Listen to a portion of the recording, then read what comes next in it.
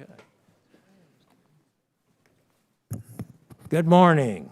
The Committee on Science, Space, and Technology will now come to order.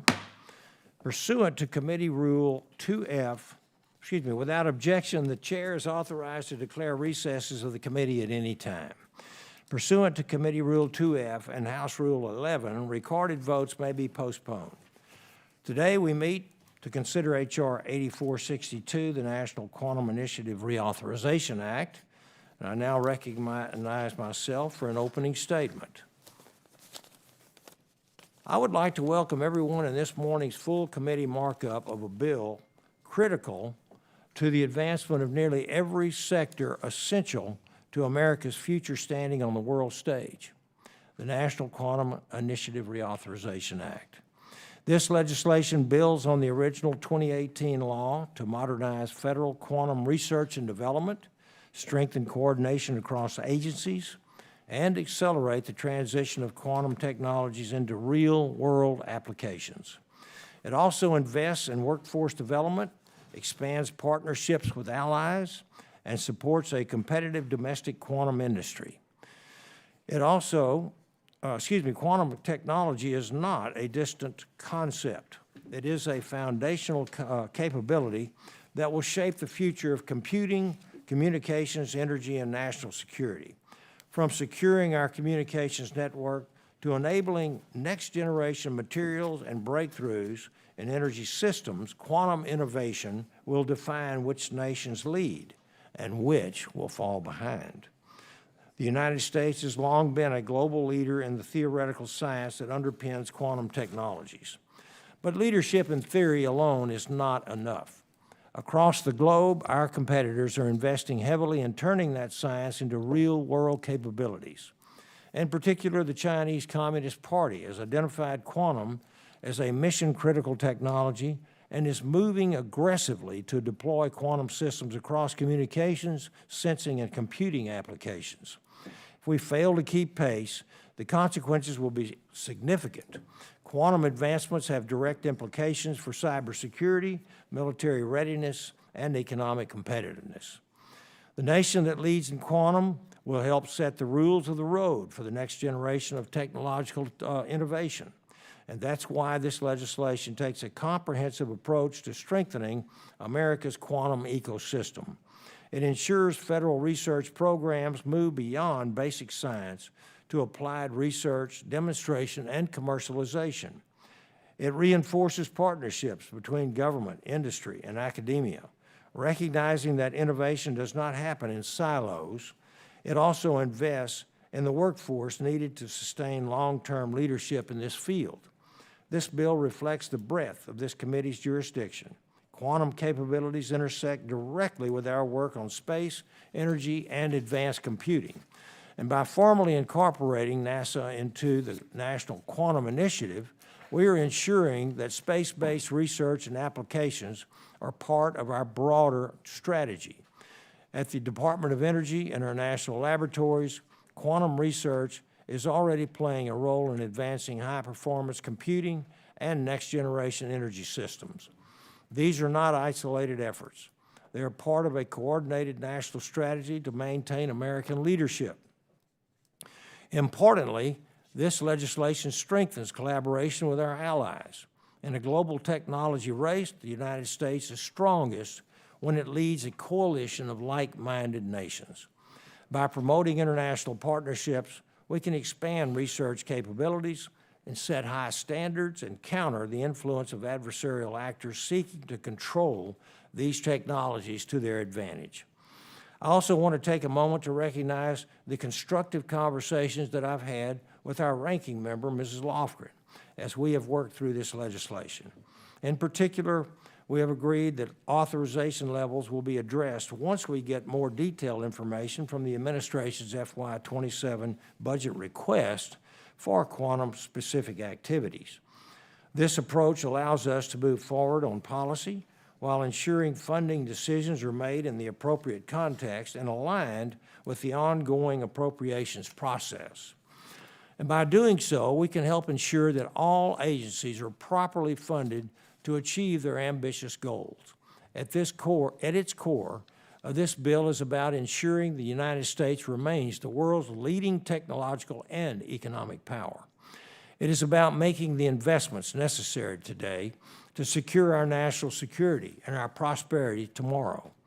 It also reflects the reality that leadership in emerging technologies like quantum is not guaranteed, but must be earned and then sustained. I look forward to advancing this legislation today and welcome thoughtful amendments as we work together to ensure this legislation is as strong and effective as possible.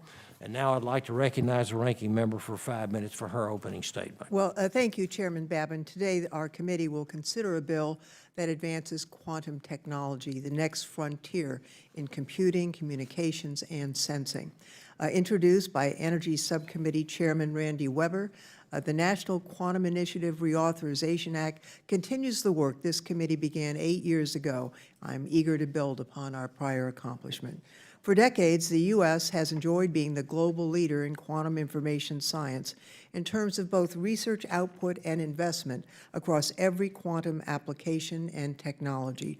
Our leadership was built upon a foundation of investments and efforts at all levels in academia, industry, and our federal government.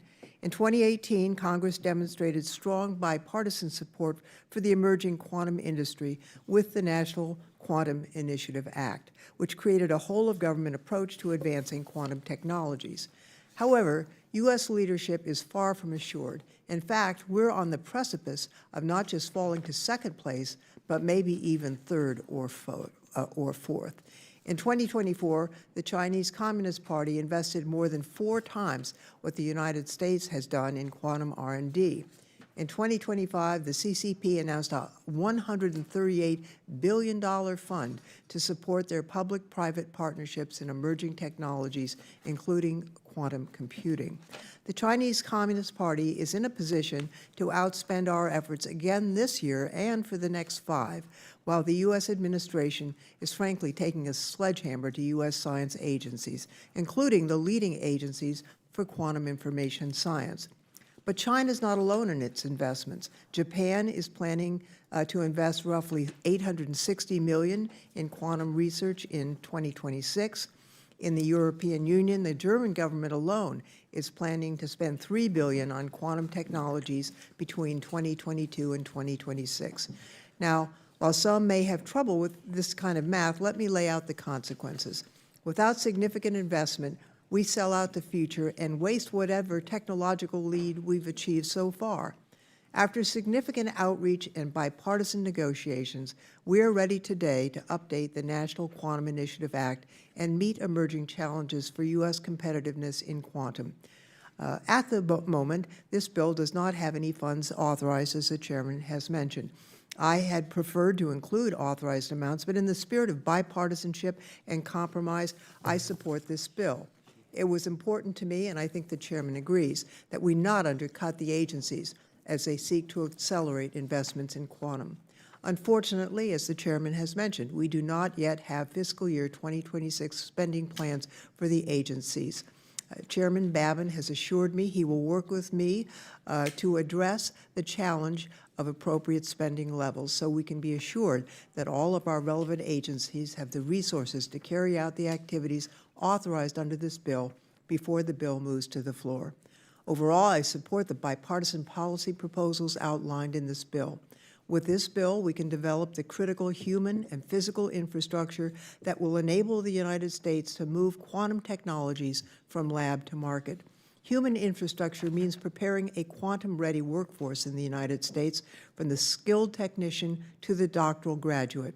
And physical infrastructure means creating new quantum test beds, updated state-of-the-art federal research laboratories, and new centers to advance research in quantum sensing, measurement, and engineering. The NQIA reauthorization will help leverage our international partners to maximize our quantum research and development capabilities and better compete with our adversaries. It also officially incorporates NASA into the NQI to ensure we're capitalizing on their unique capabilities, perspectives, and testing capacity. Lastly, the bill updates the goals and objectives of many quantum programs across agencies to ensure quantum research can move beyond basic science and into applied research, demonstration, and commercial applications.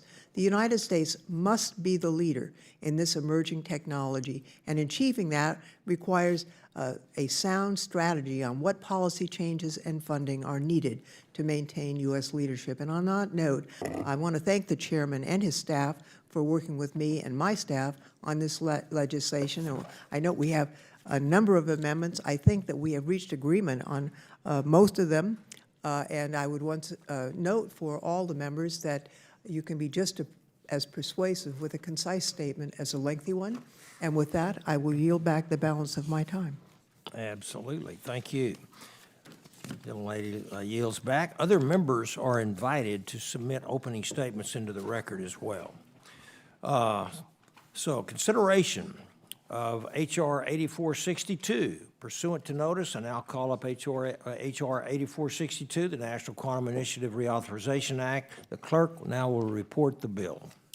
H.R. 8462, a bill to reauthorize the National Quantum Initiative Act and for other purposes. Without objection, the bill is considered as read and open for amendment at any point. Does any member wish to be recognized to speak on the underlying bill? Mr. Chairman, I'd like to be I recognized. now recognize the gentleman from Texas, Mr. Webb. Thank you, Mr. Chairman. I'm pleased to sponsor H.R. 8462, the National Quantum Initiative Reauthorization Act. Say that 10 times. The Trump administration has identified quantum information science, technology, and engineering as one of the nation's highest research and development priority areas. First passed in 2018 during President Trump's first term, the National Quantum Initiative aimed to accelerate the nation's advancement in quantum sciences as well as technologies. These efforts demonstrate a long-term commitment to American innovation as well as to maintaining U.S. leadership in science and technology. As the global push towards quantum supremacy intensifies, the United States faces growing pressure to maintain its leadership. Our adversaries, including the Chinese Government Party, CCP, the Chinese Communist Party, are committing significant resources to quantum information science. The U.S. cannot and must not afford to fall behind in the race for quantum supremacy. This legislation builds on the hard work and progress we've made over the past 8 years to strengthen quantum information science. It sustains the basic research that underpins our success while including translational research to move quantum technologies toward real-world applications. It also prioritizes workforce development, recognizing that a strong talent pipeline is absolutely critical to advancing and deploying these technologies. Lastly, it reinforces the importance of leveraging international partnerships to address the challenges and the threats posed by our adversaries. This legislation also formally adds the National Aeronautics and Space Administration, NASA, to the National Quantum Initiative. NASA has made meaningful contributions to the goals of the National Quantum Initiative through targeted investments, including quantum-enabled technologies for space science and precision measurement. Quantum science, engineering, and technology have the potential to redefine what's possible in this field. The National Quantum Initiative Reauthorization Act, to help unlock that potential, is exactly what it's going to do. I want to thank everyone who took the time and effort to submit thoughtful feedback and suggestions on how Congress can strengthen the National Quantum Initiative. I look forward to continuing to work with my fellow members of this committee and stakeholders as we move this process forward. Mr. Chairman, I yield back. Gentleman yields back, and now I'd like to recognize Ms. Ross, Representative Ross from North Carolina, for 5 minutes. Thank you, Mr. Chairman, and thank you, Ranking Member Lofgren, for holding this markup on this critically important bill. I'm proud to represent North Carolina's 2nd Congressional District, home to the IBM Quantum Hub at NC State University. Since its opening, the IBM Quantum Hub has been the center of quantum computing education, research, development, and implementation. I've also visited the Duke Quantum Center, a unique vertical quantum institute located in Congresswoman Fouchey's district. I'm thrilled to see the advancements in quantum being made right at home in North Carolina, especially now, in a moment of unprecedented international competition. I also want to thank the chairman and the ranking member for including my amendments from last Congress in the underlying bill. The First Amendment, which I co-led with Congressman Obernolte, is a version of my bill, the Leveraging Quantum Computing Act. This amendment would instruct our federal agencies to identify ways to take advantage of quantum computing and thus ensure our nation can continue to be a global leader in innovation and technology.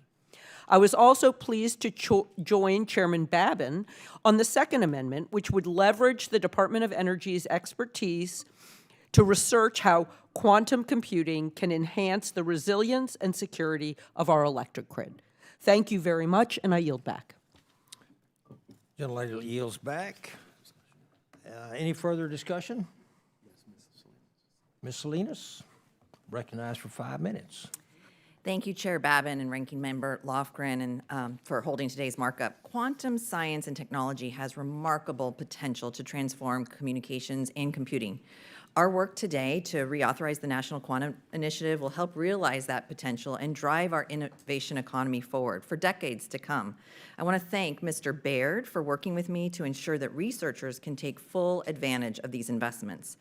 Our bill, the Quantum Instrumentation for Science and Engineering Act, is included in this reauthorization and will improve access to research resources such as equipment and instrumentation to enable cutting-edge quantum research. It also builds the quantum workforce by encouraging universities to collaborate with community and technical colleges to provide meaningful, hands-on learning experiences for their students. Oregonians are at the forefront of quantum research, development, and education, which is reflected in the broad range of Oregon stakeholders across academia and industry supporting this bill. This includes the Oregon Institute of Technology, which is working to create a quantum computing innovation center and exploring the intersection of quantum computing and artificial intelligence while offering applied learning to their students. Oregon State and the University of Oregon also endorsed the legislation, and these world-class research universities are pushing the boundaries of scientific understanding in quantum fields. I'm also grateful from the support that we're getting from Intel, where engineers and technicians in Oregon are turning quantum research into commercial reality. Breakthroughs in quantum science will lead to faster drug development, better clean energy technologies, and improved climate modeling, helping us tackle some of society's biggest challenges right now. Thank you to my colleagues for your work on this important legislation. I look forward to passing a strong bipartisan authorization, and I yield back. Gentlelady yields back, and now I'd like to recognize the gentlelady from Ohio, Ms. Sykes, 5 minutes. Thank you so much, Mr. Chair, and to the ranking member for holding this markup on the National Quantum Initiative Reauthorization Act. While I often hear that this committee is not the one with fireworks, it is certainly one that is very impactful to the well-being and the future of our country. Quantum technology has the power to fundamentally revolutionize healthcare, construction, national security, finance, and more, leading to better lives for people in Ohio's 13th Congressional District and across the nation. And it's one of the reasons I'm so excited to support this bill, because it also includes two of my bills, H.R. 8520, the Quantum for Health Act, and H.R. 3788, the Support for Quantum Supply Chains Act. Healthcare is one of the, if not the largest industry in my district, and back home in Northeast Ohio, we're already seeing how organizations are utilizing quantum technology to revolutionize healthcare. For example, in 2021, the Cleveland Clinic, which has multiple sites in Ohio's 13th district and across the world, and IBM announced a 10-year partnership to use quantum computing to accelerate research into treatments and vaccines that will help improve the lives of patients and solve some of our greatest healthcare challenges. My Quantum for Healthcare Act amends the National Quantum Initiative to include healthcare and other diverse sectors. This will empower innovation across industries, ensuring America can establish itself as a true leader in quantum technology. In addition to adding to the multidisciplinary centers for quantum research and education, this bill also adds that these centers will conduct outreach to underrepresented groups in STEM. But it has come to my attention that there are members on this committee that take opposition to such underrepresented groups being a part of our quantum excellence, and so much so that they are willing to tank the entire bill. Such an action is short-sighted and, quite frankly, mean. We need more people interested in science, and arbitrary regulations removing individuals from accessing their talents will push us further behind and not allow us to be as competitive as we should be on the global stage. I urge my colleagues to oppose any amendments that would cut language related to the Quantum for Health Act in uplifting underrepresented groups who deserve and have the talent to participate in quantum sciences. After all, we can't take full advantage of quantum technologies if we do not have a secure infrastructure or workforce to support that innovation. My bipartisan support for Quantum Supply Chains Act would support our breakthrough quantum technologies and maintain American leadership by supporting the domestic supply chain. Signed into law in 2018, the National Quantum Initiative Act directed NIST to create a Quantum Economic Development Consortium to be the voice for the quantum industry. Currently, it comprises over 250 quantum industry and academic stakeholders, demonstrating the strength of our innovation in the quantum sector. In a recent survey, they reported that there were more than 8,200 quantum-related positions opening in 2025. This presents a great opportunity for our workforce, but also a challenge for the industry if we do not invest in opportunities for domestic quantum talent, including through our domestic supply chain. This supply chain includes specialized components such as cryogenics, control electronics, photonics, I can't read, and rare materials. Since this market is so specialized, government investment and coordination will be needed to strengthen supply chains so we can capitalize on quantum technology's potential. Again, I want to say thank you to the ranking member and the chair for holding this meeting, and I want to give a special shout out to Representative Crawford for his partnership on this legislation, and to my colleagues for their unique and interesting work on the underlying bill, which will absolutely accelerate transformative quantum technology. Thank you, Mr. Chair. I yield back. Gentlelady yields. I'd like to recognize a gentlelady from Michigan, Ms. Stevens, 5 minutes. Well, thank you, Mr. Chair, and what a delight to be in this committee room marking up our Quantum Initiative Reauthorization Act. We are an innovative nation tied into the future of new technologies and economies of scale. And we all know that we cannot win on the world stage without quantum technology. And it has the potential, as you well know, Mr. Chair, to solve some of our toughest challenges in chemistry, material sciences, and healthcare. But it also does present some risks, and the same computational power that enables breakthroughs can also break today's encryption standards, threatening our national and economic security, which is why we have to double down with vision, direction, and leadership, a defining technology race of the 21st century. And of course, we are not alone in recognizing that. Mr. Chair, as you are aware, China has been investing aggressively for years with the explicit goal of surpassing the United States. And while America remains strong in foundational research, China is rapidly advancing in commercialization and deployment. So we don't want to fall behind, and we want everyone in the Congress to hear what we are doing from the mighty and humble Science Committee today with H.R. 8462, which ensures that the United States is not just leading in discovery, but winning in deployment, commercialization, and our favorite, workforce development, because jobs are the great elixir. So we got to move quantum out of the lab and into the real economy, okay? We've got these incredible universities who I've worked with for a very long time, You know, we all remember when President Obama started Manufacturing USA.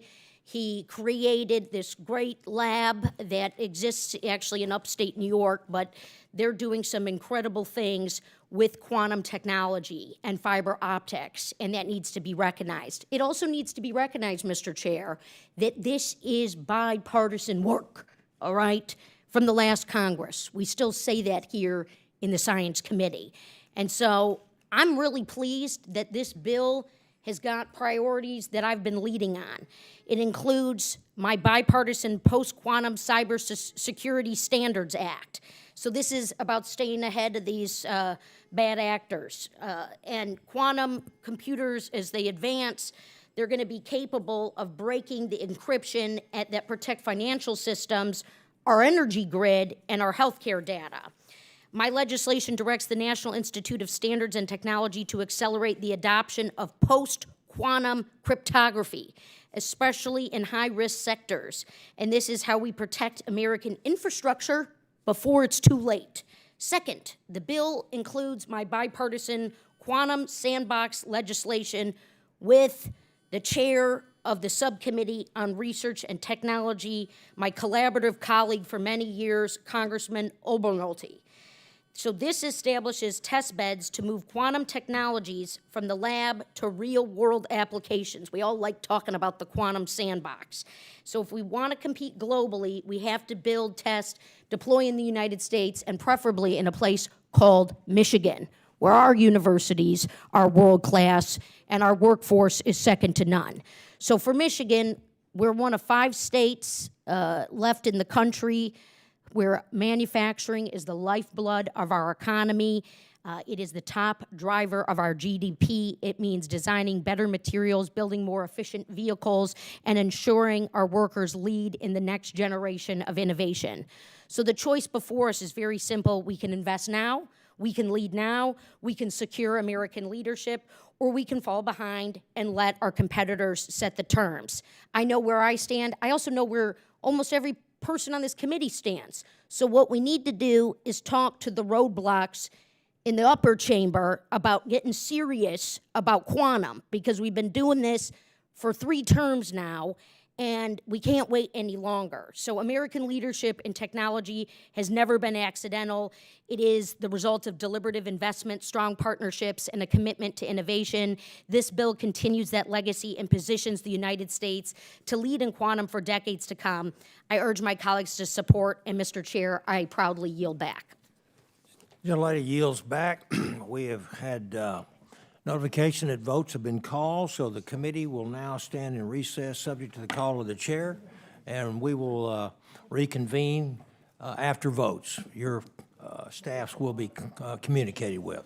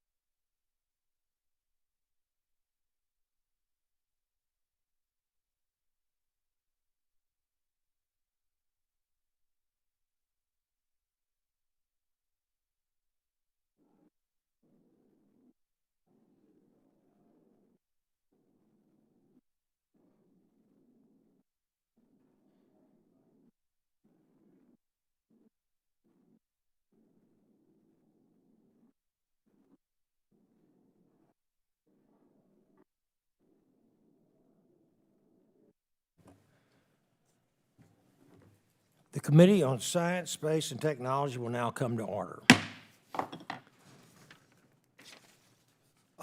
Is there any further discussion on the underlying bill that we had been discussing?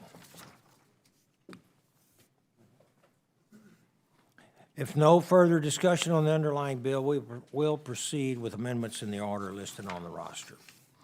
First amendment on the roster is the amendment offered by Representative Gillen of New York. The clerk shall report Gillen Amendment 075. Amendment to H.R. 8462, offered by Ms. Gillen of New York.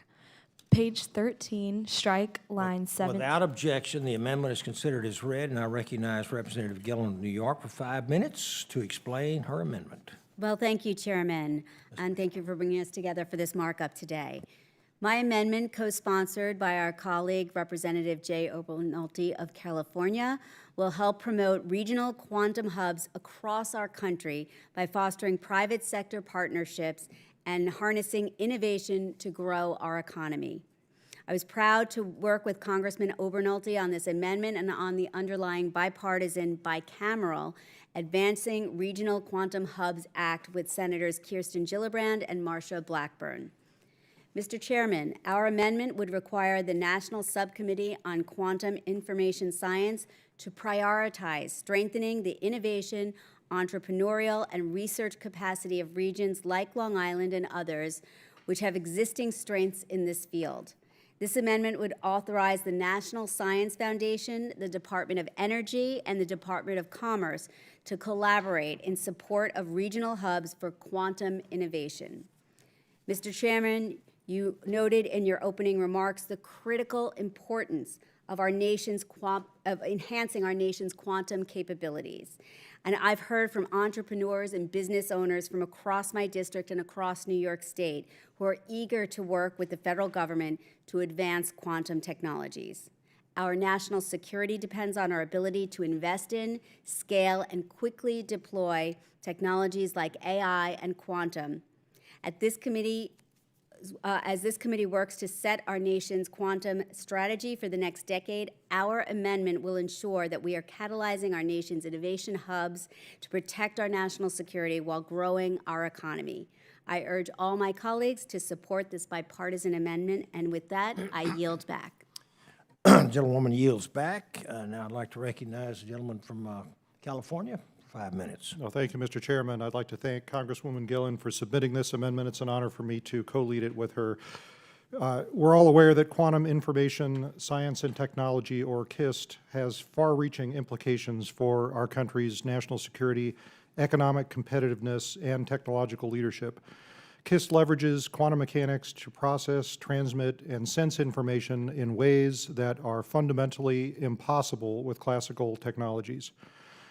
I believe that strengthening America's leadership in quantum science requires us to build innovation capacity not just here in Washington, D.C., but in the communities where world-class research and industry are already taking shape. That's why I've joined Congresswoman Gillen in offering this amendment to support regional quantum innovation initiatives and enhance the educational and research capabilities of regions that have strengths in quantum fields. This amendment will ensure that federal agencies can partner directly with local innovators, universities, and startups working on breakthrough quantum technologies. It will help accelerate discoveries, boost regional economies, and ensure that the United States remains at the forefront of this strategically vital field.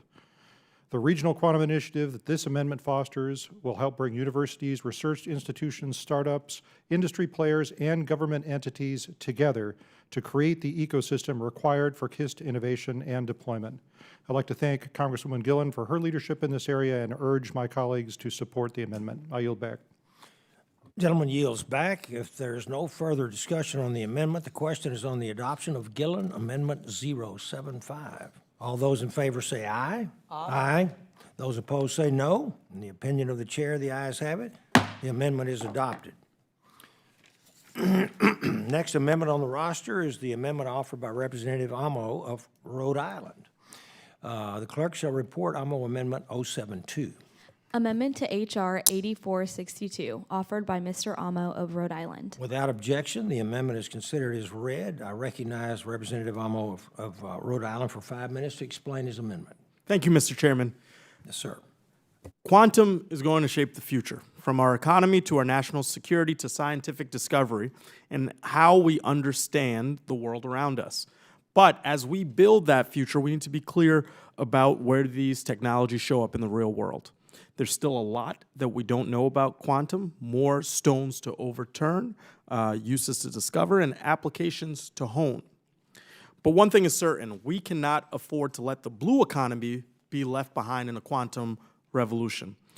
Our oceans drive trade, support national defense, and are central to climate science. And quantum has real potential here. Better navigation, more precise environmental monitoring, and the list goes on. So my amendment is simple. It ensures that the oceans and coastal systems are explicitly included in how we think about quantum applications, and that ocean science is part of the research ecosystem that we're building. It cannot be forgotten by the Subcommittee on Quantum Information Science and the Multidisciplinary Centers for Quantum Research and Education. We have to prioritize the blue economy. And look, some might say this is a small fix, but I think it connects the bill to a major and growing part of our economy. Ensuring that oceans and the blue economy are at the center of the quantum conversation will enable coastal states like mine, Rhode Island, to reap the rewards of the quantum revolution. So I urge you to support my common sense amendment. I yield back. Gentleman yields back. If there's no further discussion on the amendment, the question is on the adoption of AMO Amendment 072. All those in favor say aye. Aye. Those opposed say no. In the opinion of the chair, the ayes have it, and the amendment is adopted. The next amendment on the roster is the amendment offered by Representative Self of Texas. The clerk shall report Self-Amendment 161. Amendment to H.R. 8462, offered by Mr. Self of Texas. Without objection, the amendment is considered as read. I recognize Representative Self of Texas for 5 minutes to explain his amendment. Mr. Chairman, I rise to offer an amendment that addresses a critical gap in our quantum strategy, the software layer. This concept comes from the 2025 U.S.-China Economic and Security Review Commission report, which made it clear that world-class hardware alone is not enough. Without strong software foundations, we will not achieve real-world capability or advantage. This amendment focuses on benchmarking, verification, secure software supply chains, and much more. If we want to lead, we have to build the systems that work, scale, and can be trusted. This ensures software is treated as a core priority alongside hardware. I urge adoption. Thank you, Mr. Chairman, and I yield back. Gentleman yields back. This amendment, would you like to speak on this? Thank you, Mr. Ranking member for 5 Chairman, minutes. I want to thank Mr. Self for his amendment to ensure quantum software is included. Many of the discussions I've had around quantum technology have centered on hardware challenges. However, he is exactly right. The U.S. will need software innovation if we are to properly use error-proof quantum computers, and we support this amendment, and I encourage all of our committee to do so, and I yield back. Gentlewoman yields back, and I would like to speak. This amendment addresses software components in our national quantum strategy. It's important not to forget about the software element of quantum technologies, not just the hardware. Ensuring secure software and its supply chains will help bolster economic competitiveness and national security.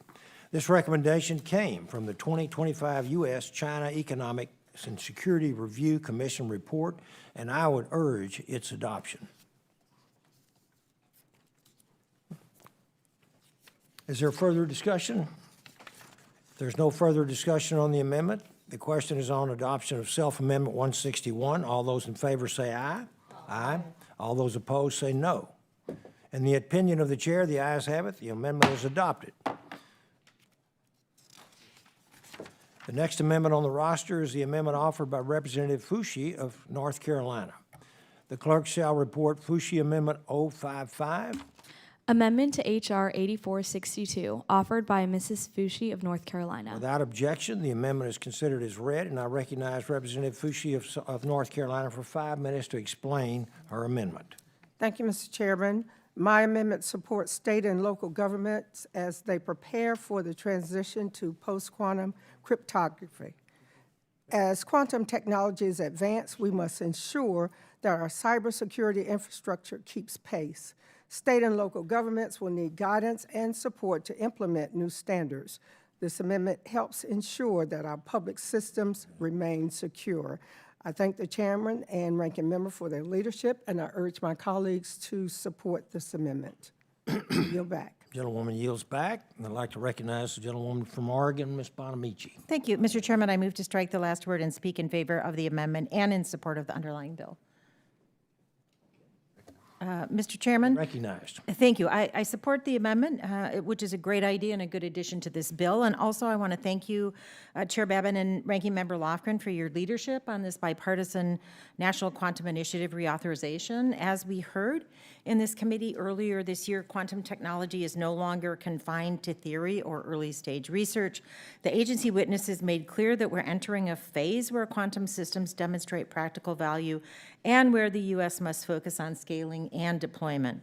We're beginning to see tangible use cases for this technology to improve public safety and planning, for example. Quantum sensors can improve navigation in settings where GPS is unreliable. They can improve early earthquake detection, which is essential for Oregonians living on or near the Cascadia subduction zone. The sensors can also enhance drought monitoring to help farmers and water managers prepare for drier seasons. In healthcare, quantum-enabled tools can improve imaging, accelerate drug discovery, and help model complex biological systems. In Oregon, in the district I'm honored to represent, we have a strong foundation to build quantum leadership. Companies like Intel and Hillsboro are advancing semiconductor manufacturing with silicon spin qubits to reliably scale quantum systems. And at Oregon State University, which I happily work with even though I'm an Oregon Duck, researchers study advanced materials and nanotechnology to make quantum computing faster, smaller, and more efficient. And at the University of Oregon, my alma mater, they lead in quantum entanglement, superposition, and materials research that really do underpin next-generation technologies. As quantum matures, the U.S. needs to support the full technology ecosystem, and that's true from discovery to deployment. This bill recognizes that and would strengthen research and development, expand workforce pathways, and improve interagency clarity. It also heeds the comments that we heard in January that federal efforts need to deliberately connect quantum research to applications. Bridging that gap requires sustained support for basic quantum research and the tools to help it mature. As the Department of Energy has highlighted, testbeds and user facilities are critical to explore real-world quantum uses. And as NIST testified, it also requires taking workforce challenges seriously so we can broaden the quantum field. At that hearing, I raised concerns about the stability of the quantum workforce pipeline, which depends on students, technicians, engineers, and researchers who can access long-term careers. That pipeline is showing warning signs. Graduate physics enrollment declined last year. This is a priority of mine as a member of the Education Committee and the Subcommittee on Higher Education. And international students, who represent roughly half of U.S. quantum talent, are increasingly hesitant to study or stay in the United States. At the same time, agencies face staffing losses, delayed and frozen grants, and debilitating budget proposals that make it harder to plan and build out long-term programs. So if we reauthorize the National Quantum Initiative, but agencies don't have the staff to review proposals, manage grants, or support researchers, U.S. quantum leadership will slip further away. This issue has remained a bipartisan priority, but we can't claim to want to lead in quantum if we weaken the institutions that make that leadership possible. The president's budget would cut the National Science Foundation by 55% and cut NIST by nearly 54%. And just last week, the president dismissed the entire National Science Board, the nonpartisan advisory board for federal science activities. Haphazard actions like this create instability and cede U.S. leadership to global competitors. So if we want quantum technologies that improve public safety, strengthen the economy, and support scientific discovery, we need to meet that ambition with sustained support for the federal science enterprise, and that includes our system of higher education. So thank you again to the chair and ranking member for your work on this bill, and I yield back the balance of my time. Gentlewoman yields back. If there's no further discussion on the amendment, is somebody else? I'm sorry. Ms. McLean Delaney, you're recognized for 5 minutes. Thank you, Mr. Chair and Ranking Member. I do support this amendment and echo many of the comments about research and other items that were made by Rep. Bonamici. And I would like to give my opening comments, as I was not here given the erratic schedule of today. I want to begin by acknowledging that quantum information science is one of the few areas where the committee has consistently found bipartisan common ground, and that legacy is definitely worth protecting. It's also deeply important to me and to my district in Maryland 6. I always say that the National Institute of Standards and Technology, which is located in Gaithersburg, is probably one of America's crown jewels of research. It should come as no surprise that NIST is at the forefront of research with two of the most significant campuses in the country for quantum R&D. Leadership in quantum technology is not merely a question about the behavior of the smallest particles in our universe. It is an economic and national security. It is about our U.S. innovation. Countries that dominate in quantum computing, sensing, and communications will hold the decisive advantage in cryptography, logistics, intelligence, and secure infrastructure. We cannot afford to fall behind. I am particularly encouraged by provisions that strengthen the quantum workforce pipeline, expand international cooperation with allies and partners, and direct serious attention to supply chain security, a big issue for me personally. Those priorities reflect exactly the kind of strategic, long-term thinking that technology demands. I've noted this in committee before, but it bears repeating one more time. Last year, Governor Wes Moore launched Maryland's Capital of Quantum Initiative, a groundbreaking public-private partnership uniting our state, our universities, private industry, and federal researchers. It is designed to harness Maryland's highly skilled workforce and deep technical expertise to help the United States compete and lead in the quantum race. This initiative reflects the very spirit of the talent pipeline envisioned in the bill, and I'm proud to see these same principles now reflected here today. Still, I must note my concerns about the authorization levels in the base text. Ranking Member Lofgren has been clear. Undercutting funding levels in this bill will jeopardize future negotiations right when we should be signaling unity and resolve. I hope the majority will continue to engage seriously on this point to support our researchers. I look forward to a productive markup, and I remain committed to seeing this bill move forward in a way that will advance U.S. leadership and innovation in quantum technology. Thank you, and I yield back. Gentlewoman yields back. Hearing no further discussion on the amendment, the question is on adoption of Fushi Amendment 055. All those in favor say aye. Aye. Those opposed say no. The opinion of the chair, the ayes have it, and the amendment is adopted. The next amendment on the roster is the amendment offered by Representative Harrigan of North Carolina. Clerk shall report Harrigan Amendment 055. Amendment to H.R. 8462, offered by Mr. Harrigan of North Carolina. Without objection, the amendment is considered as read, and I recognize Representative Harrigan of North Carolina for 5 minutes to explain his amendment. Well, thank you, Mr. Chairman. My amendment simply ensures that small businesses are included within the scope of the NIST Quantum Centers program. Including small and innovative startups in discussions surrounding quantum computing and quantum research is fundamentally essential to maintaining our leadership on this crucial emerging technology.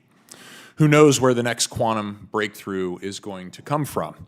After all, both Microsoft and Apple started in garages, and now their devices and applications are ubiquitous in business and governments across the world. Making sure that small businesses have a seat at the table ensures that we do not miss out on the next quantum breakthrough and provides opportunities for otherwise overlooked businesses to make their mark in the quantum space. I urge my colleagues on both sides of the aisle to support this common sense amendment, and Mr. Chairman, I yield back. Gentleman yields. Ms. Lofgren, would you? I would just like to thank Mr. Harrigan for his amendment, and which we think is important and highlights the role that startups play, and I support the amendment. Yield back. Gentlewoman yields. I support the gentleman's amendment as well. It ensures that small business concerns are explicitly included in the quantum ecosystem, helping to expand participation and strengthen innovation across the private sector. I would urge my colleagues to support its inclusion in the bill. If there's no further discussion on the amendment, The question is on the adoption of Harrigan Amendment 055. All those in favor say aye. Aye. Those opposed say no. In the opinion of the chair, the ayes have it, and the amendment is adopted. Okay.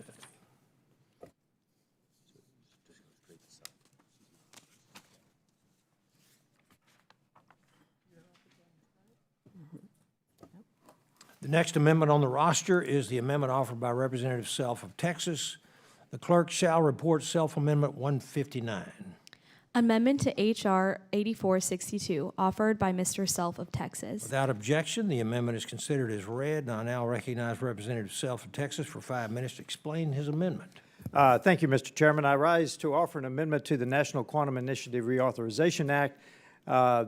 This amendment strikes all languages directing agencies to prioritize participation in different categories, including underrepresented groups. The concern here is straightforward. The term is not clearly defined anywhere in the bill, or it's left open to interpretation. Congress does our nation no favors when we do that. And I also have real concerns about moving forward with a reauthorization that does not include clear authorization levels. We've seen the previous years funded by the Appropriations Committee and should have used that as a baseline. We're currently $39 trillion in debt. At a time like this, we cannot continue the practice of authorizing programs without defining what we are actually willing to spend. That said, Mr. Chairman, I recognize the importance of getting this bill across the finish line, and in the interest of continuing the legislative process, I will not press the amendment at this time. I withdraw my amendment. The amendment is withdrawn, and we will move on. Thank you. The next amendment is on the roster is the amendment offered by Representative Menifee of Texas. Clerk shall report Menifee Amendment 006. Amendment to H.R. 8462, offered by Mr. Menifee of Texas. Mr. Chairman, in Mr. Menifee's absence, I would offer this amendment on his behalf. This is a thoughtful amendment which directs the NSF centers authorized under the bill to support technology transfer and applications of quantum science. A core theme of this reauthorization is bridging the gap for technologies to move from lab to market, and this amendment supports those efforts. So with that, I would yield back. Any other discussion? There's no further discussion on the amendment. The question is on adoption of Menifee Amendment 006. All those in favor say aye. Aye. Those opposed say no. In the opinion of the chair, the ayes have it, and the amendment is adopted.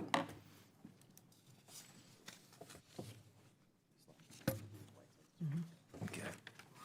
The next amendment on the roster is the amendment offered by Representative Whitesides of California. The clerk shall report Whitesides Amendment 048.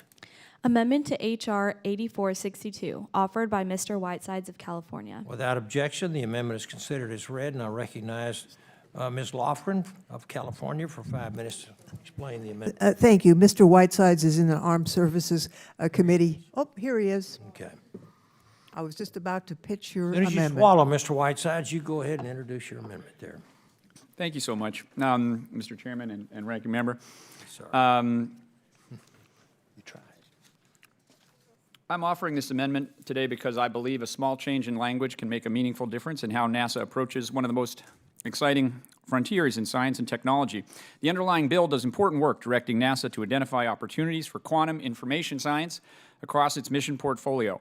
But as written, the strategy language focuses on the solar system and the universe and doesn't explicitly call out Earth science as a domain where quantum technology can deliver real breakthroughs. My amendment fixes that.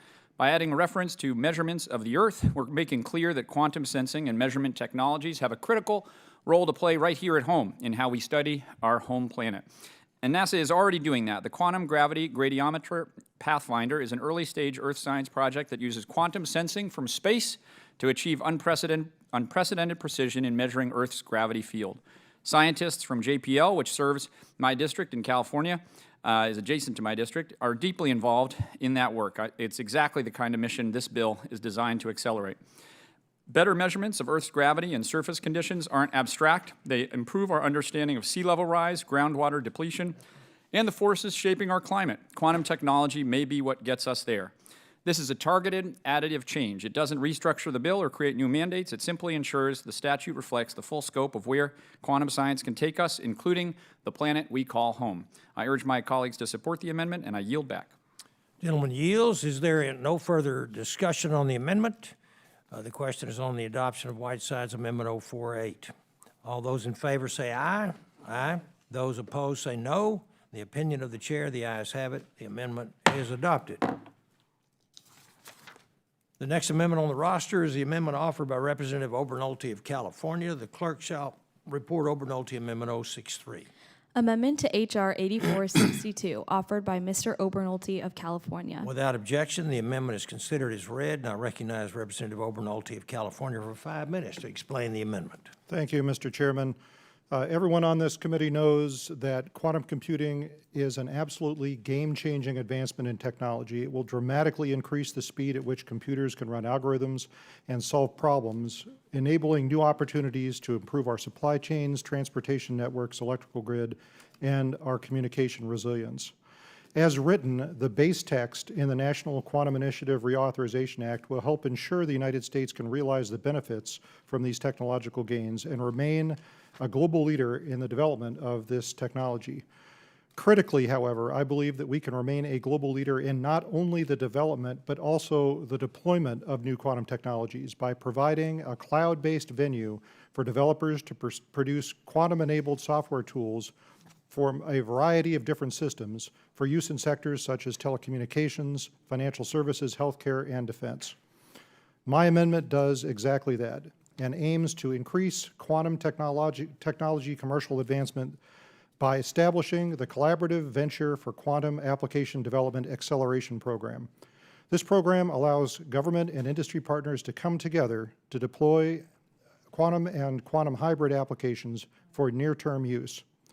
As many of my colleagues are aware, particularly on this committee, unlike traditional computers which store and analyze data as either zeros or ones, quantum computers operate with quantum bits, known as qubits, which are complex dual systems of both 0 and 1 simultaneously, a concept derived from quantum physics. Although fully developed commercial quantum computing remains years away, finding new ways to tackle critical challenges is a key objective of this new consortia. Once use cases are identified, the Collaborative Venture for Quantum Application Development Acceleration Program can provide an expedited pathway to develop targeted applications through public-private partnerships. This amendment and the Collaborative Venture for Quantum Application Development Acceleration Program together will drive U.S. innovation towards solving critical real-world challenges impacting American society and will augment the long-term basic research currently being conducted through the National Quantum Initiative. I urge my colleagues to support this amendment, and I yield back the balance of my time, Mr. Chairman.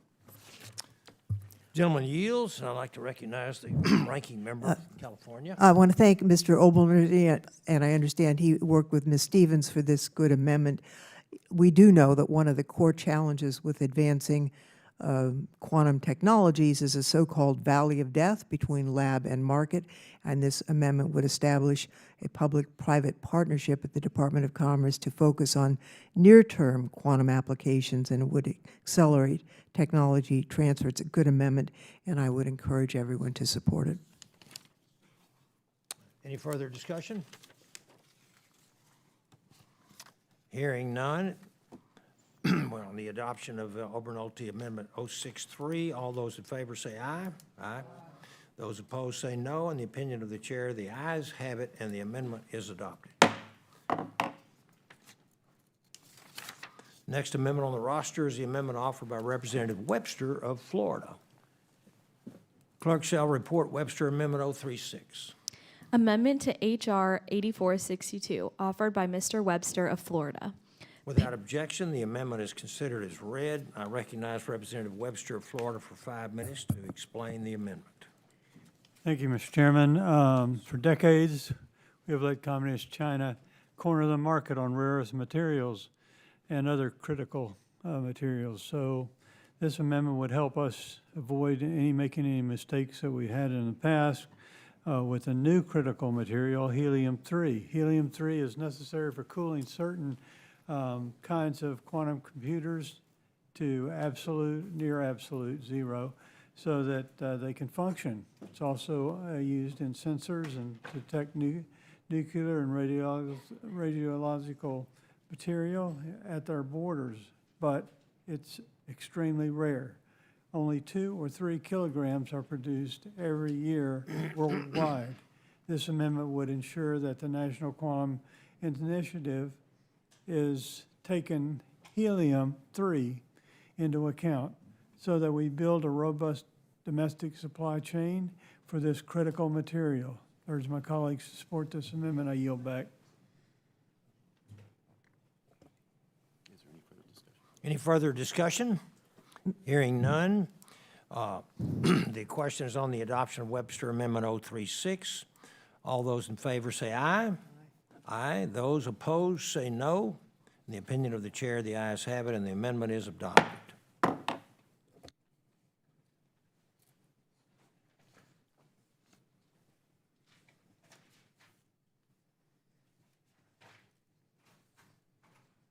The next amendment on the roster is the amendment offered by Representative Subramanian of Virginia.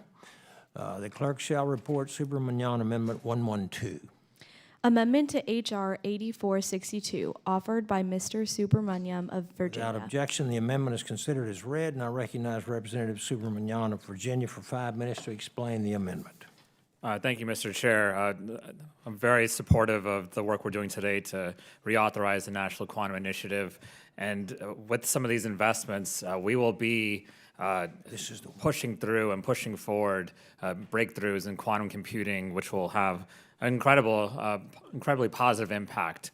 But we also need to look more into how quantum would have negative impacts and impact our security, because the quantum computers of the future could break encryption, could compromise financial transactions, defense secrets, and other national security data. So this amendment is language from the Bipartisan Quantum Encryption Readiness and Resilience Act by myself and Representative McGuire. This would require an assessment of the country's quantum capabilities, track quantum innovations in other countries, identify sectors vulnerable to quantum, and create a national plan to mitigate risks posed by quantum computers. I hope you'll support this amendment. I yield back.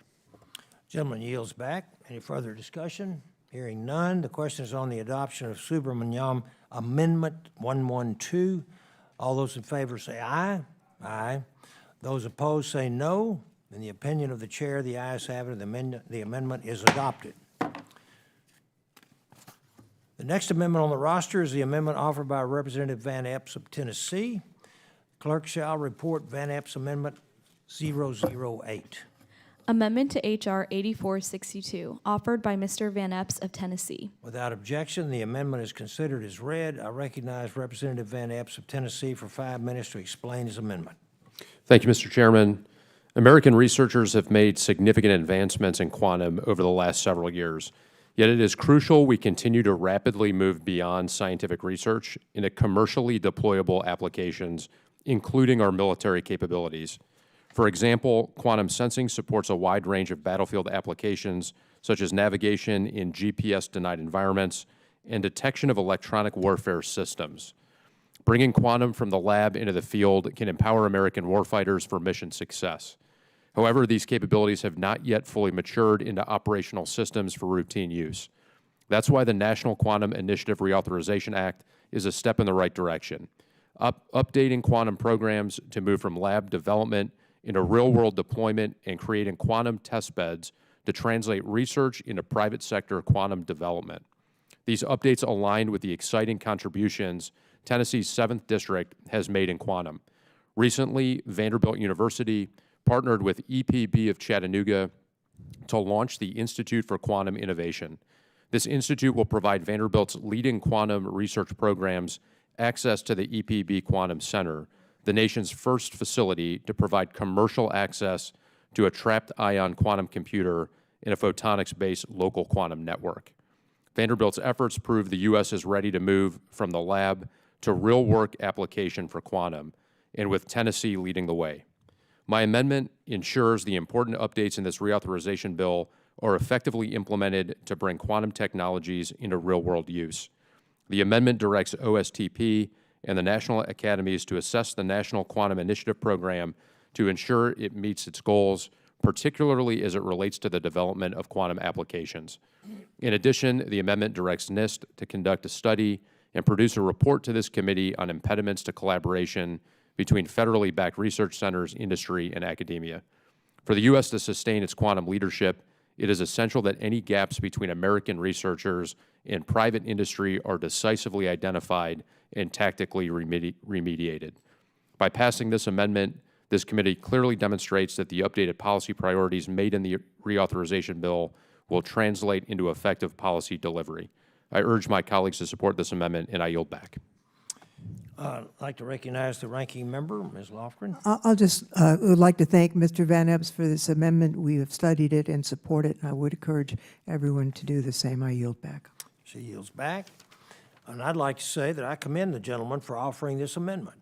This provision strengthens oversight of the National Quantum Initiative by requiring an independent assessment of the program's progress and identifying barriers to collaboration. A clearer understanding of performance and coordination across government, industry, and academia will help maximize the impact of our investments. I support its inclusion in the bill.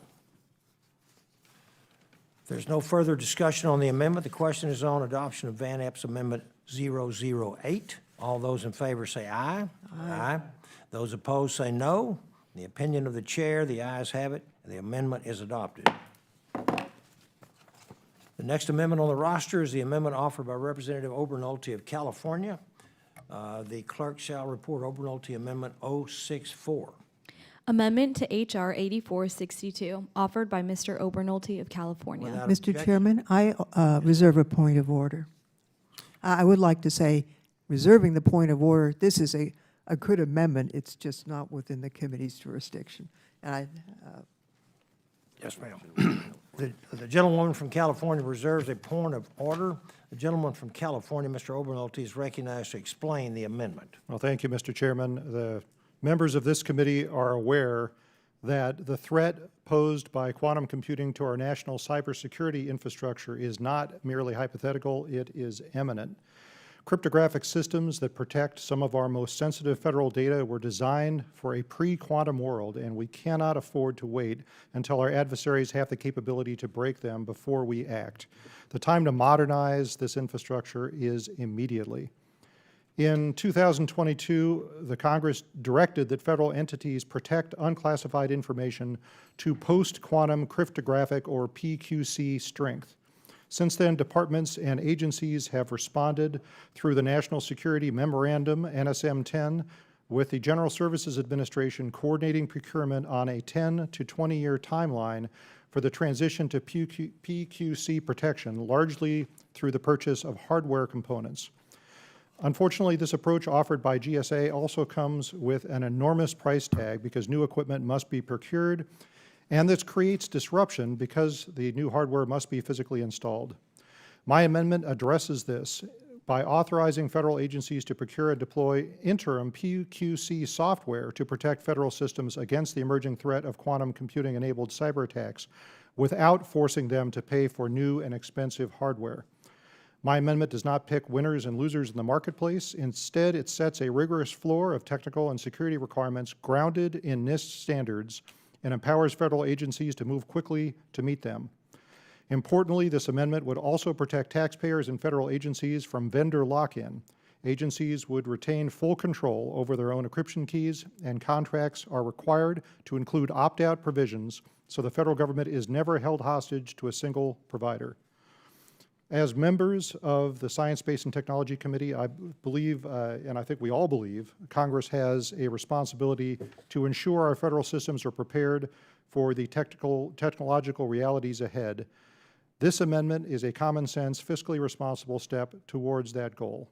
Unfortunately, as the ranking member pointed out, the cross-agency nature of this amendment renders it outside the jurisdiction of this markup, and so I will reluctantly be moving to withdraw it at this time, but I'd like to thank the chairman and my staff for working with me on the language, and while we couldn't get it over the finish line in this markup, I am looking forward to continuing to work with them and my colleagues to find opportunities to move common sense policy such as this through the legislative process in the future. I withdraw the amendment, and Mr. Chairman, I yield back the balance of my time. Gentleman yields, and the amendment is withdrawn. Thank you. The next amendment on the roster is an amendment offered by Representative Fushi of North Carolina. The clerk shall report Fushi Amendment 054.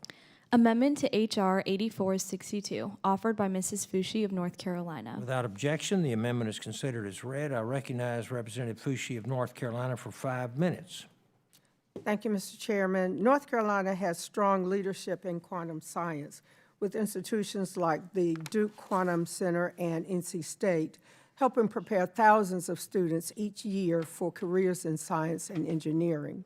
But maintaining U.S. leadership in quantum and translating that leadership into economic growth and good-paying jobs requires a strong talent pipeline that starts in K-12 and extends through advanced research careers. Programs like the National Q-12 Education Program, supported by NSF, and bipartisan efforts such as the Q-LEAP Act that I introduced with Congressman Obernolte are important steps in that direction.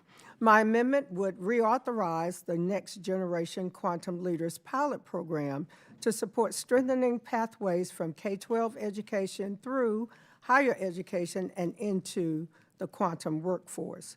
As we work to maintain U.S. leadership in quantum, we must invest not only in the science, but also in the people who will drive these breakthroughs.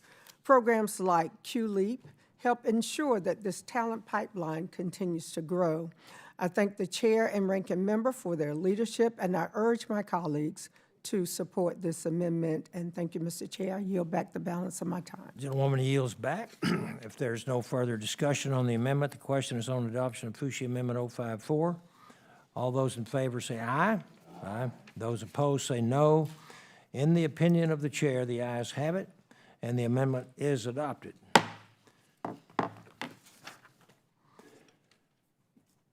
There are no additional amendments on the amendment roster. Are there any further amendments?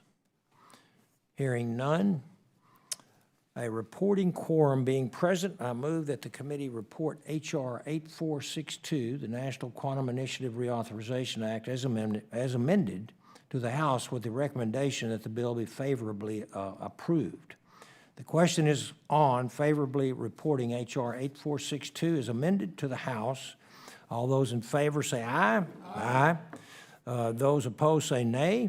The ayes have it, and the bill is amended, is ordered favorably reported. Without objection, the motion to reconsider is laid on the table.